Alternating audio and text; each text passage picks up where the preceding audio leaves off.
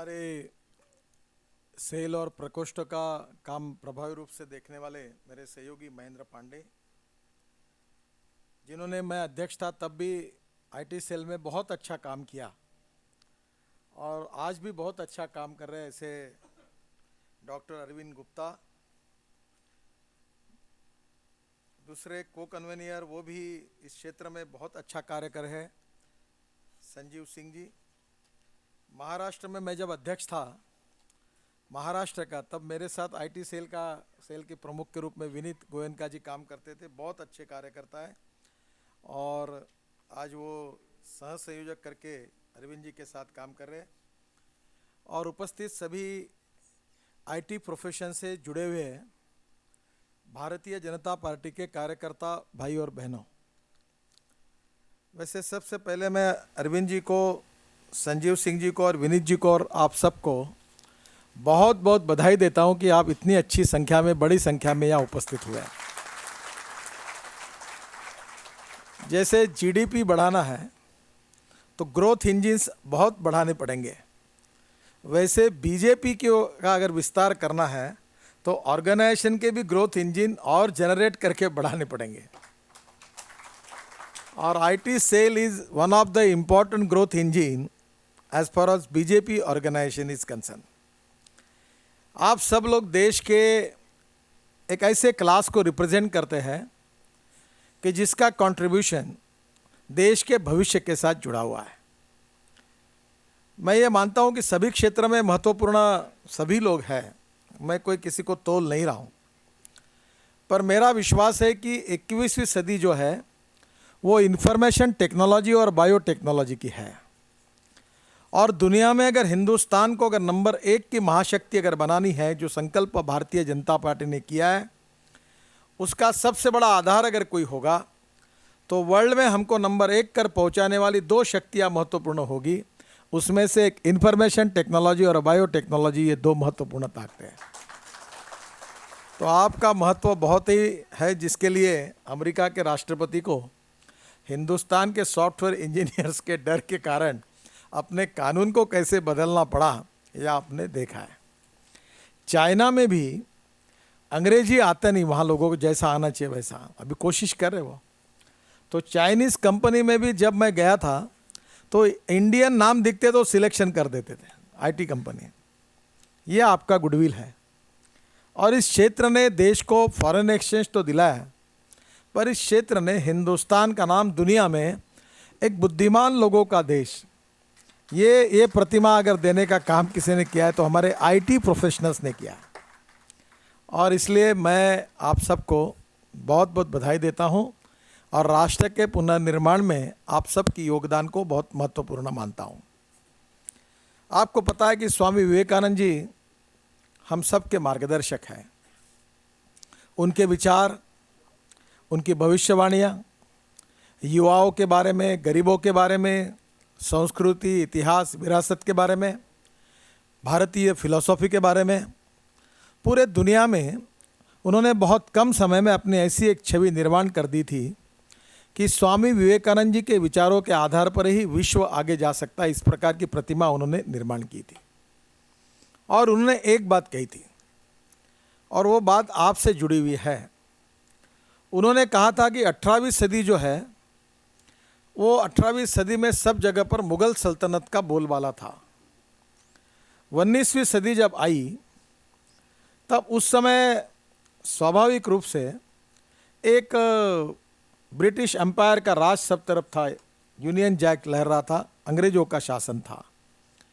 20वीं सदी जब शुरुआत हो रही थी तो अमेरिका की शुरुआत हुई थी, उन्होंने कहा नहीं था, पर उसके बाद अमेरिका एक सुपर पावर करके अब लोगों के सामने आया और आज भी अमेरिका ने पूरे दुनिया के राजनीति में उनका एक दबदबा निर्माण किया है।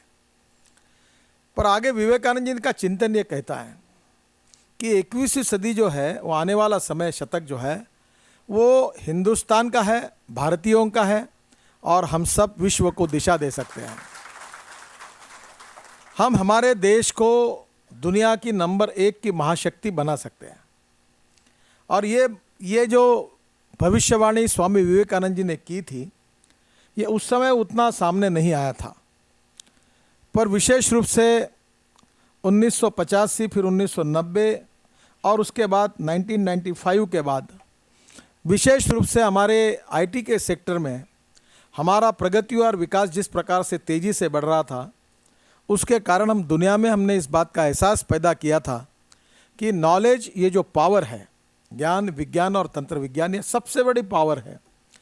और हिंदुस्तान ऐसा देश है कि जो भविष्य की जो पावर है ज्ञान की, जो इंफॉर्मेशन टेक्नोलॉजी आईटी की बात है, इसमें हिंदुस्तान सबसे आगे निकल रहा था।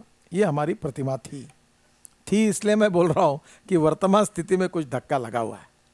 उसका दुख और दर्द आपको भी है और मुझे भी है। अब स्थितियाँ ये है कि हम जब इतने अच्छे तरीके से जा रहे थे, तो आज हमारे देश में इन सब समस्याओं के कारण हम ग्रस्त क्यों हुए हैं? आपके मन को यह सवाल पूछो कि हमारे देश की आज की स्थिति ऐसी क्यों हुई है। 47 में $1 की कीमत ₹1 थी और कांग्रेसियों ने ऐसे काम किया जोरों से कि $1 की कीमत ₹68 करा दी। एक समय फॉरेन एक्सचेंज रिजर्व हमारे पास सरप्लस था, इतना था, आज हमारा पूरा खाली हो गया। फॉरेन डायरेक्ट इन्वेस्टमेंट हमारे देश में आ रही थी। लोग चाइना और हिंदुस्तान की तरफ इस तरफ देख रहे थे कि आने वाला भविष्य यहाँ है। पूरे वर्ल्ड की ताकतें हमारे यहाँ एफडीआई के डालकर अलग अलग टेक्नोलॉजी में आना चाहती थी।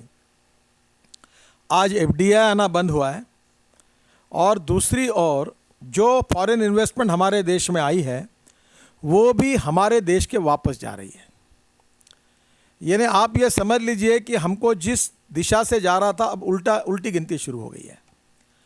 हमारा $350 बिलियन हमारा फॉरेन के एक्सपोर्ट इंपोर्ट इम्बैलेंस है। उसमें से आपको ताज्जुब होगा कि सबसे ज़्यादा ये इम्बैलेंस होने का कारण जो है, इसका कारण पेट्रोल और गैस है। हमारे देश में 350 डिपॉजिट्स है। अभी 80% हम इंपोर्ट पर निर्भर है, पर हमारे देश में मणिपुर, आसाम और देश के अनेक जगह पर अगर गैस का इन्वेंशन जो हुआ है, उसके आधार पर अगर हम गैस और पेट्रोल और डीजल अगर निकालने का, राजस्थान में भी है, अगर फुल कैपेसिटी का यूटिलाइजेशन अगर हम करते तो 50% हमारी रिक्वायरमेंट हमारे देश में पूरी हो सकती, इतनी ताकत हमारे पास है। पर आज हमारे देश में हम ये नहीं कर रहे। जो बायोफ्यूल है, जिसमें अटल जी की सरकार में लगातार प्रोत्साहित करने का प्रयास किया गया, वो नहीं। मैं बायोफ्यूल में काम करता हूँ। आपको ताज्जुब होगा कि अभी हमारे यहाँ हमने इथेनॉल हम तैयार करते हैं, सरकार नहीं खरीदती, ₹40 लीटर है। और आज तंग आ गए हम आखिर। तो हमने हमारे वहाँ के इसमें एक प्राइवेट हिसार पेट्रोलियम के साथ जॉइंट वेंचर किया और अभी 1 तारीख से हम 100 पेट्रोल पंप खोल रहे हैं। अब ₹1.5 लीटर सस्ता पेट्रोल बेच रहे हैं, ₹1.5 लीटर। और 20% अगर अलाउ किया गया तो हम ₹4 लीटर सस्ता बेचेंगे। और कनाडा में, अमेरिका में 85% इथेनॉल यूज़ किया जा रहा है। इथेनॉल एब्सोल्यूट अल्कोहल है। दिल्ली में जो कचरा इकट्ठा होता है, उससे भी इथेनॉल बन सकता है, बायोमास से हो सकता है। Cotton straw, wheat straw, rice straw का उपयोग करके भी इथेनॉल बन सकता है। अब ये देश में अवेलेबल है टेक्नोलॉजी। अब वॉल्वो और फॉक्सवैगन, फिएट, फोर्ड, 4 कंपनियों ने, और एक यूरोपियन कंपनी है ट्रक बनाने वाली बड़ी, स्वीडन में है वो। तो मैंने वहाँ के एम्बेसडर से भी मिला था। मुझे फुर्सत नहीं मिल रही, पर मैं स्वीडन जा रहा हूँ, बीच में नॉर्वे में था। तो उन्होंने 100% इथेनॉल पर चलाने वाली बसेस और ट्रैक्टर्स तैयार किया।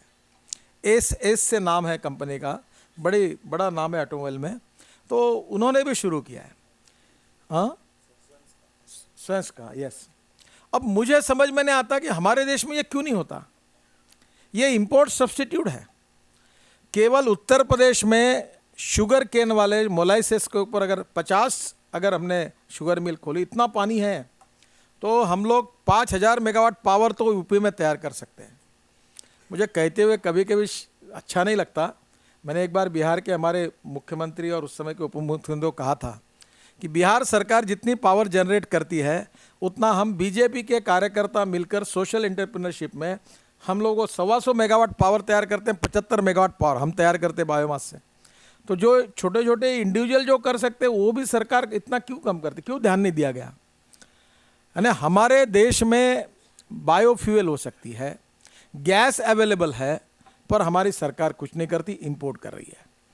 गोल्ड के 17 डिपॉजिट है, कोई इन्वायरमेंट क्लियरेंस नहीं, कोई काम ही नहीं करता, टेक्नोलॉजी हमारे पास नहीं है।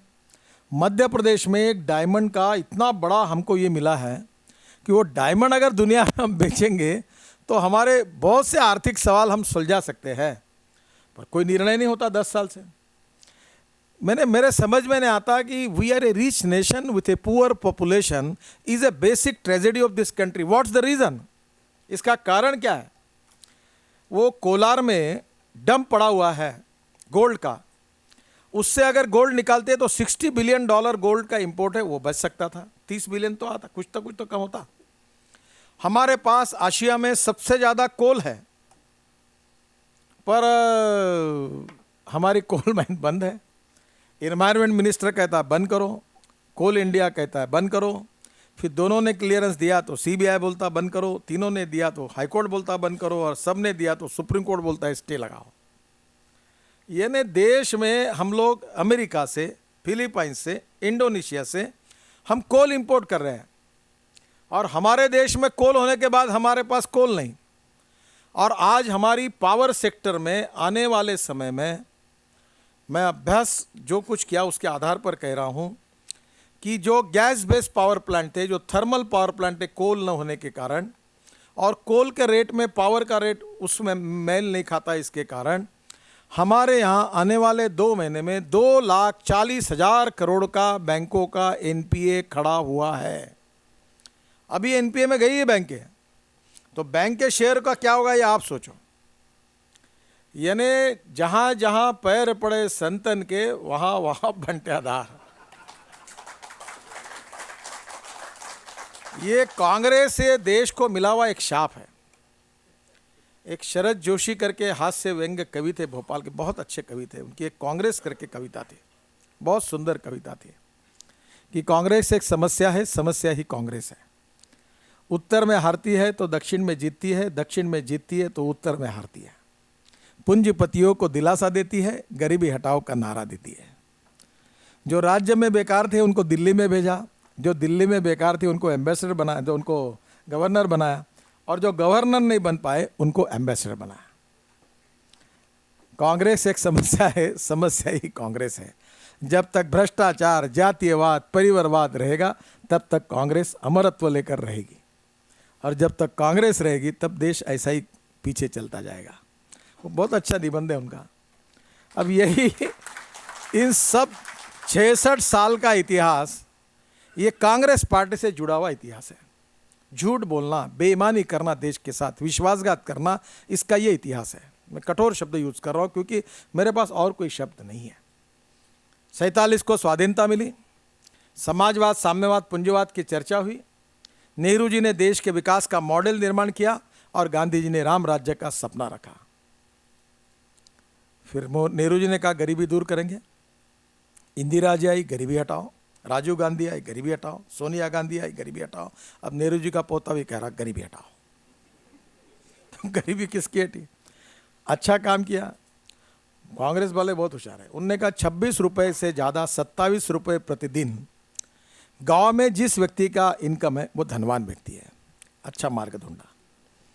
और दिल्ली जैसे शहर में जिस व्यक्ति की रोज की आमदनी 32 रुपये से ज़्यादा है, 33 रुपये प्रतिदिन है, वो धनवान है। तो 999 रुपये महीने के कमाकर आप लग्जरियस लाइफ जी सकते हो और आपकी गरीबी दूर हो गई। ये इनका इकोनॉमिक कंसेप्ट है। अब मुझे बताइए देश का क्या होगा? सब कुछ होने के बाद हमारे पास ये भूखमरी, बेरोजगारी, गरीबी हमारा पीछा कर रही है। हमारे पास सब कुछ है, जैसे मैंने आपको कहा था पेट्रोल गैस में हमारे पास है, उसकी हालत ख़राब कर दी।